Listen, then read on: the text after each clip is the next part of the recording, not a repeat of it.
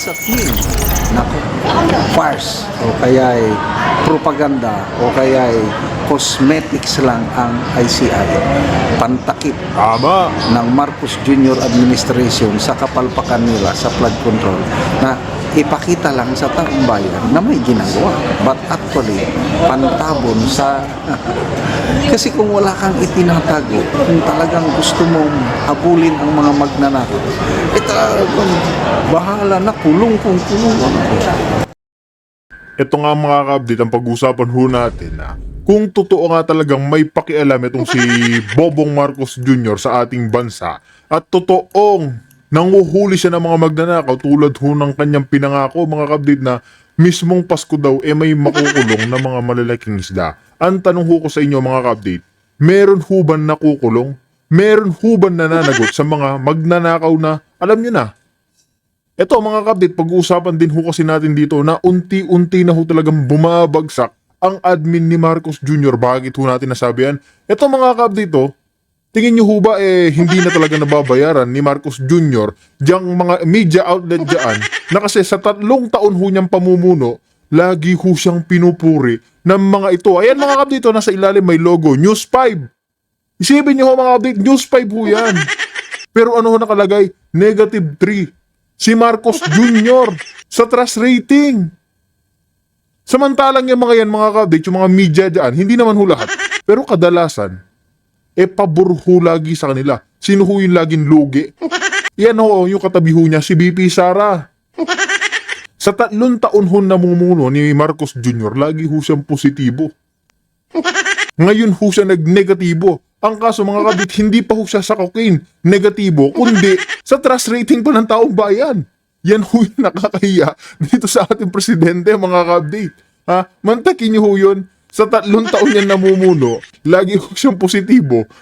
Kahit saan ho siya mga update, positibo siya. Yan, alam niyo na, yung paborito ho niya. Kinukwento naman ho yan Senator Amy. Pero pagdating dito sa survey mga ka-update, talo ho siya negatibo. First time ho nag-negative ni Marcos Jr. kahit lagi ho siya positive sa ginagamit niyang. Alam nyo na. Di ba? Samantalang ito si BP Sara, lahat ng paninira ho nila, lahat ho ng pambababoy nila dyan kay BP Sara, bumabalik lang ho sa kanila. Lahat talaga ng karma mga ka-update, babalik at babalik sa'yo. Kasi mga ka-update, kakampi niya ho yung nasa taas. Ayan ho mga ka-update, ayan si BP Sara, kakampi niya yung nasa taas. Sino ho ba yung nasa taas? Ayan yung Diyos, hindi ho natutulog yan. Kaya lahat ho ng kabalastugan na ginagawa ho sa mga pamilyang Duterte, bumabalik na ho unti-unti sa kanila. Hindi lang ho yan yung pag-usapan natin, mga kabit. Isisingit din ho natin, ayan. O, yung ICI, si Singson nag-resign. Sino sumunod mga kabit? December 26. Si Rosana Pahardo. Ayan o, commissioner na naman ho, dyan sa ICI. Hindi na ho nila masikmura na sinasabi kasi nito si Bobong Marcos Jr. May pondo, pero yan mga kabdito, nilinaw na nga kahit si Magalong sinabi wala daw pondo yung ICI. 'Di ba? Hindi na ho nila masikmura yung kasinungalingan ng admin ni Marcos Jr. Wala na ho nakakasikmura, unti-unti na ho. Sino lang natitira mga kabdit diyan sa ICI? Isa na lang ho yung natitira. O sino pa yung pagtatakpan ho niyan? Panigurado at panigurado mga kabdit. Ilang araw lang o ilang buwan, magre-resign na rin ho yan dyan. Di ba? Nakakahiya ho yung admin ni Marcos Jr. Lahat ho ng mga nasasangkot, lahat ho ng nadadamay dyan sa flood control issue ni Marcos Jr., umaalis ho sa pwesto. Nagkukusa ho, na hindi ho nila masikmura yung pagsisinungaling ho niya. Yan ho yung katawa-tawa dyan. Ayan mga update ho. ICI Commissioner Rosana Pahardo resigns from the Independent Commission for Infrastructure. Malinaw na malinaw mga kabdit. Lahat ho ng kabalbalan ni Marcos Jr. ay babalik at babalik ho sa kanya. Kaya ito hong magiging thumbnail ho natin. The end is near. The end is near kay Marcos Jr. Lahat ho mga kabdit. Yung pagsisinungaling dyan nitong kanyang alam nyo na yung aliporos nga si Auntie Claire Castro. Isa pa ho yan. Darating din ho yung araw mga kabdit. Hindi niya na ho masisikmura yung pagsisinungaling niya. Kasi nga noong hindi pa siya dyan Yusek, mga ka-update nung hindi pa yung tagapagsalita ni Marcos Jr., kung banat-banatan ho niya yan, ngayon kinakain niya ho yung suka. Hinihimod niya ho yung wet packs ni Marcos Jr. Nung hindi pa ho yan nakaluklok dyan, mga kapatid, binabanatan niya ho ng binabanatan yan. Hindi niya ho tinitigilan. Makakaliwa ho kasi yang si Auntie Claire noon. Anti-Marcos din ho yan. Noong kapanahunan na hindi pa ho siya, Yusek. Pero ngayon tingnan nyo unti-unti na ho bumabaliktad. Lahat ho ng mga naninira sa Duterte, dumarating yung oras, araw ho nila na natatanggal ho sila sa pwesto o naaalis ho sila sa posisyon dyan sa gobyerno. Kaya mga kapatid, pag-uusapan ho natin itong mainit-init na update kay Marcos Jr. Dahil ng interest rating ho niya, mga kapatid, first time in the history, negative 3%. Negative 3 pa, mga kapatid. Ganyan ho na nakikita talaga natin na yung mga Pilipino, wala na hong tiwala sa kanya. Isipin nyo, kahit siraan ho nila na siraan si BP Sara, ano hong pinakita? Pinakita, mga ka-update, plus 31 pa rin. Plus 31, positive ho, mga ka-update. Si BP Sara hindi positive do sa Coca-Cola, diyan positive sa taong bayan. Pero ito si Marcos Jr., para positive na nga sa Coca-Cola, ang kaso negative naman sa taong bayan. Yan po yung pinagkakaiba ho nila. Ay, update, kung bago lang ho kayo sa ating channel, sa like, sa share, sa subscribe lang ho. Laging tulong na ho yan. Repta na ho tayo. Pag-usapan na ho natin itong trust rating ni Marcos Jr. na the end is near. Itong ICI na si Rosana, mga kapatid, wala na ho talaga. Pabagsak na ho. The end is near kay Marcos Jr. Kaya mga kapatid, wala na ho tayong paligoy-ligoy pa. Rekta na ho tayo. Okay. Conducted noong November 24 to 30, kung saan naging negative na ang net trust rating ng Pangulong Marcos Jr. Samantalang ang kay BP Sara ay lalo pang tumaas.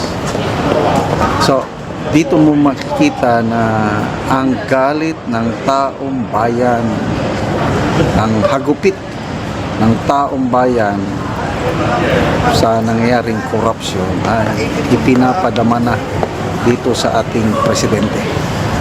Okay, ito. Ang net trust rating ng Pangulo, negative 3% na lang. Kasi noong September, na net trust rating niya, naka-positive 7 pa siya. So itong survey na ito, itong November, ang nagsabi na may tiwala, much trust, is 28%. Ang nagsabi naman na wala na silang tiwala o little trust is 31%. So, negative na ang kanyang net satisfaction rating na nakakaya para sa isang sitting president. Naka 3 years pa lang sa kanyang opisina, wala na, negative na. Okay, kay BP Sara naman, plus positive 31%. Tumaas pa ito. Isipin nyo ho yan, mga kapatid, hindi pa ho ba malinaw sa ating mga kababayan na kahit anong paninira nila dyan sa mga Duterte, pag tinitibok ho nila ng yung kanilang puso ay mga Duterte, Duterte ho talaga. Pag antibok ho ng puso nila, mga update, ay anti-Marcos o anti-corruption, anti-mga cocaine, wala na ho. Alam niyo ho yung nagmamahal kay Marcos Jr.? Alam niyo ho ba yung mga binabayaran niya na lang ho, mga kapatid? Tsaka yung mga trolls ho niya, yan na lang yung totoong sumusuporta sa kanya. Pero tignan niyo naman, hindi ho kailangan magbayad ni BP Sara. Hindi ho kailangan mamigay ng pera ni BP Sara para ho mahalin siya ng mga Pilipino. Dahil alam ng ating mga babayan na siya ay totoong nagseserbisyo, mga kapatid. Hindi ho yan papost-post sa social media na katulad ni Marcos Jr. na nagpapapogi ho lagi sa social media, sa media outlet, kahit saan ho, mga kablit, sa international news, para ho pabanguhin yung pangalan niya. Pero alam ng mga Pilipino kung sino yung totoong nagtatrabaho at siya kung sino yung hindi totoong at kung sino yung totoong nanggagago. Di ba? Kasi nung September na survey, September 2025, positive 25% siya. So, umakyat siya ng 6%. Ang nagsabi na malaki ang tiwala nila kay BP Sara is 56%. At nagsabi naman na halos wala o little trust na lang sila is 25%. So, una, ano ang reaksyon ng palasyo dito? Sa lahat ng mga surveys, talagang bagsak. Itong mga latest na lumabas WR numero, if my memory serves me right, I think 31% ang trust rating ni VP Sara, samantala ang Pangulo is only 15%. Publicus Asia, medyo nakalimutan ko na. Hindi ko naman yung mga figures. Basta itong mga latest Pulse Asia, SWS, WR numero, sunod-sunod na naglabas. Talagang lagapak rating ng Pangulong Marcos Jr. Bunga ito ng pagkadismaya ng taong bayan sa kanyang administrasyon, particularly ito talamak na korupsyon sa flood control project. Isa pa ho yan mga kabit. Ito ho yung kinagagalit na milyon-milyong Pilipino. Kasi kung totoo nagtatrabaho itong si Marcos Jr., sinabi pa nga dyan, di ba? Hindi pa nga Pasko mga kabit, hindi matutulog ang Pangulo sa Pasko magtatrabaho. Pero may nakulong ho ba? Anong kulang ho yan mga kabit? Meron ho ba nakulong sa mga sinasabi niya mga malalaking isda, mga mastermind? Paano nga makukulong mga kabit kung sarili niya yung ikukulong niya, ilalagay niya ho ba yung sarili niya dyan sa bilibid? Tanong ko lang, di para niya kung ginagoy sarili niya. Di ba mga update? O tignan nyo si Tamba, pinangalanan na ho yan nasa nagpapapogi rin ho yan sa media. Di ba? Libre-libre lang ho sila, yung mga kasama niya, sila Mena Pangandangan, sila Bonoan. Wala ho mga update. Nakarelax ho sila, baka nasa ibang bansa pa. Sino yung nakain lang ikulong? Yung Diskaya, yung katransaksyon ho nila. Oo mga kabit, kailangan kulong sa yung Diskaya. Pero kailangan din ho natin tukuyin. Ikulong din ho kung sino ba yung katransaksyon niya diyan sa loob ng gobyerno ni Marcos Jr. Di ba? Hindi yung mga ka-update para ho tayong ginagago kasi ni Bobong Marcos Jr. Kailangan itukuyin yung katransaksyon sa loob ng gobyerno, hindi yung kontraktor lang. Di ba?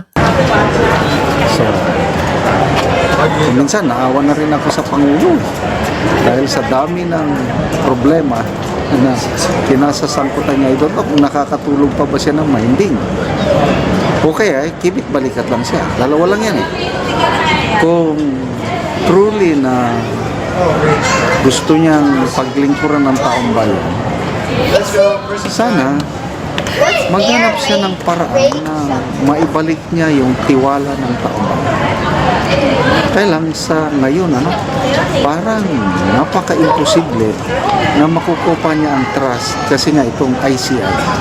Yan sana ang kanyang alas. Yan sana ang kanyang huling baraha para mabawi niya yung tiwala. Kasi magandang simula nung sona niya nung July. Ako parang bumilib na ako sa kanya nung sabi niya, mahiya naman kayo. Tinignan ko ang mga projects ninyo, puros substandard at mga guni-guni. Akala ko totohanan galit na siya Kaya ako pumalakpak. Kaya lang later on nung nagsimula na yung ICI, yan, maganda pa nung ICI, dahil kasama si Mayor Magalong. Kaya lang, nung magtrabaho na si Mayor Magalong, medyo may pumigil sa kanya. Tapos, biglang nag-resign si Mayor Magalong. Wala na. Hindi na ako pan. Tapos, sunod-sunod na naman nag-resign. Si Secretary Singson nag-resign din. Ngayong araw lang ito. Nag-resign na rin si Commissioner Rosana Pajardo. So ano nangyari sa ICI? Isa na lang naiwan, yung chairman na lang. So what does that mean? Naku, farce o kaya ay propaganda o kaya ay cosmetics lang ang ICI, pantakip ng Marcos Jr. administration sa kapalpakan nila sa flood control na ipakita lang sa taong bayan na may ginagawa, but actually pantabon sa kasi kung wala kang itinatago, kung talagang gusto mong habulin ang mga magnanakaw, bahala na, kulong kung kulong ako. Yung pangako niya, ito November 24 nangyari yung survey. Hindi pa kasama itong kapalpakan na naman niya na nagpangako siya. Magpapasko sila sa kulungan. Anong nangyari? Tapos ng Pasko, may nakakulong ba? Meron naman. Ang kawawang Sara Diskaya, maliit lang na isda. So, may maasahan pa ba?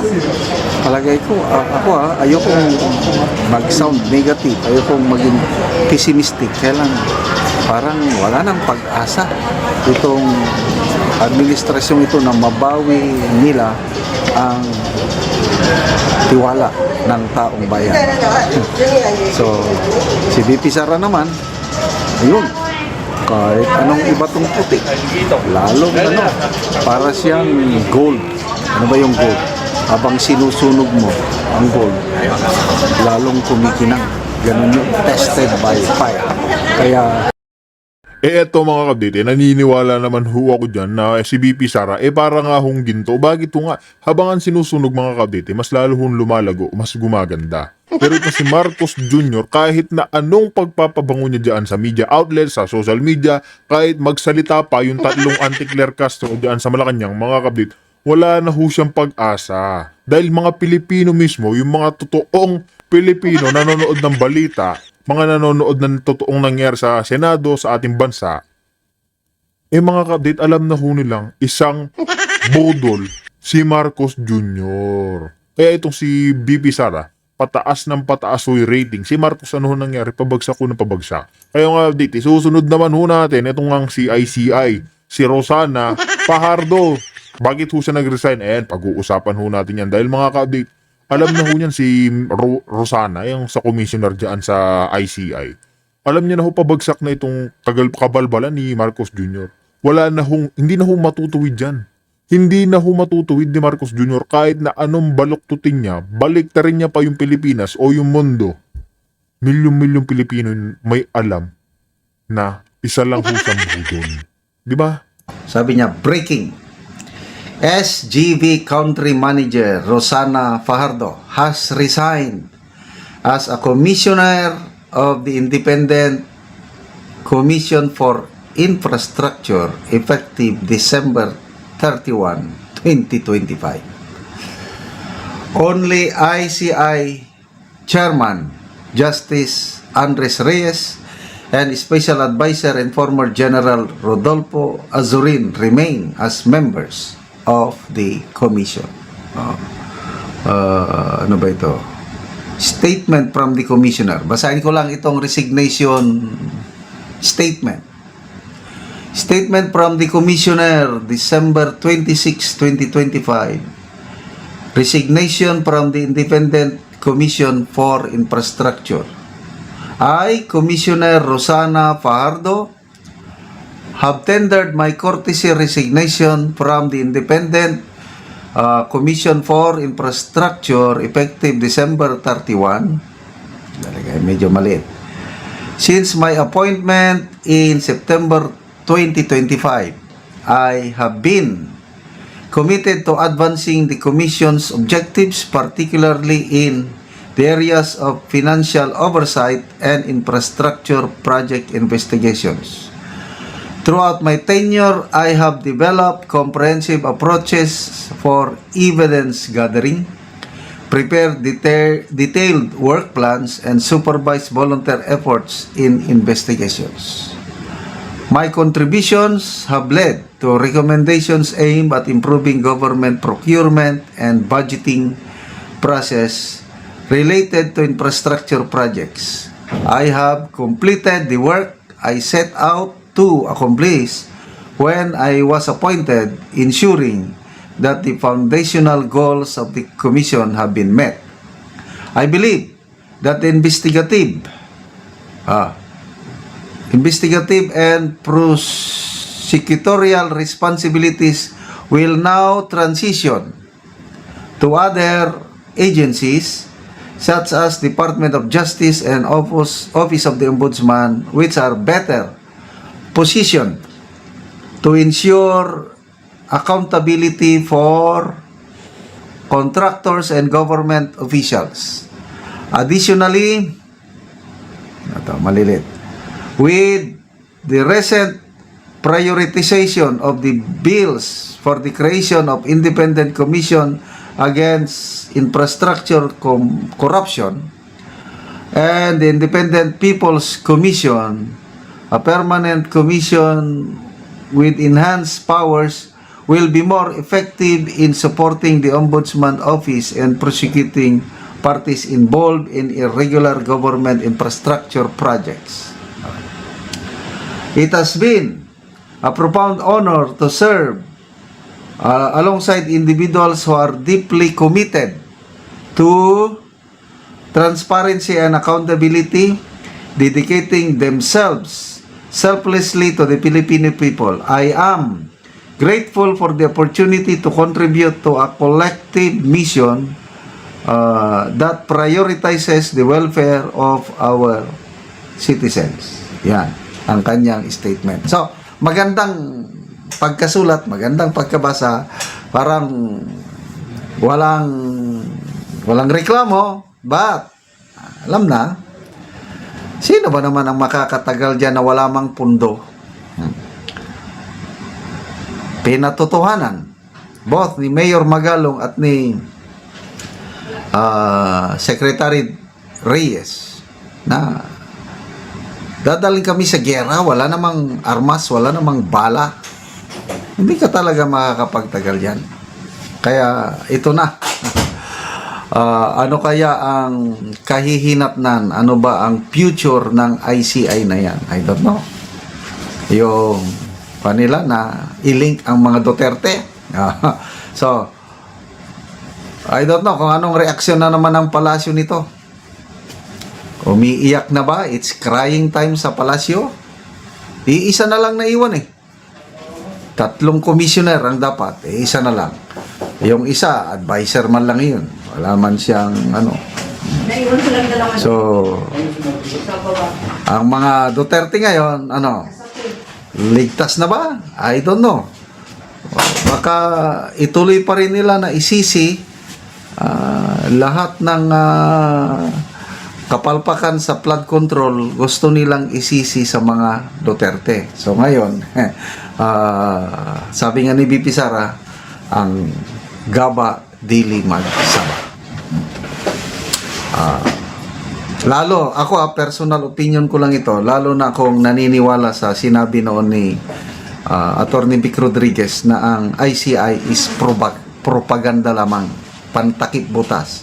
Ganon din ang sabi ni Congressman Pulong Duterte. Kaya hindi siya nagpakita sa invitasyon, hindi siya nag-attend dahil nag-create lang kayo ng ganyan para pagtakpan ang kapalpakan ng administrasyong ito.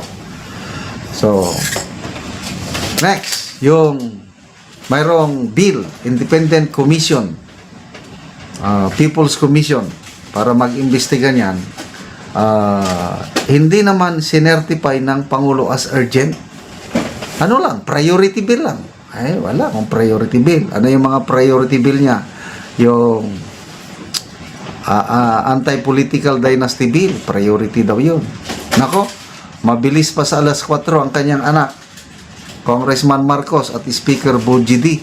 Nag-file sila ng bill. Akala ko totohanan na. Ay, it's a hoax o pambubudol.